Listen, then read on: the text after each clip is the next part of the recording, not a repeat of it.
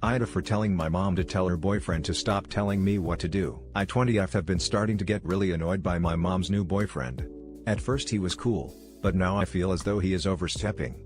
My parents got divorced only a year and a half ago and my mom and her boyfriend have been together for roughly 6 months now. Of course I am happy that she found someone new, but his actions are bothering me.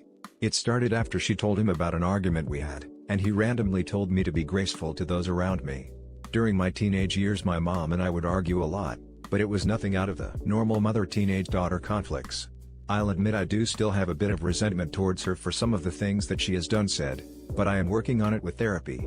We are good for the most part, but sometimes she will have an attitude and I will use attitude back at her, which she probably told him and prompted him to say that. Either way though I think it is none of his business the arguments I go through with my mom. The next thing that bothered me was on Thanksgiving when I was upset because of an argument with my BF and needed some extra time to collect myself before going down to the table. My mom called me over the phone to come and I didn't go immediately, but I said give me a few more minutes.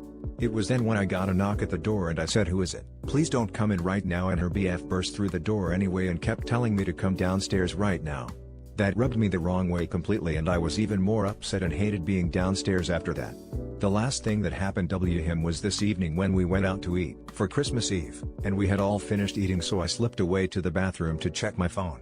My BF was asking me about something important so I continued replying when I got back to the table. It wasn't even 1 minute of me still being on my phone when he told me to put it away. I said I will and continued to text because I was just aggravated.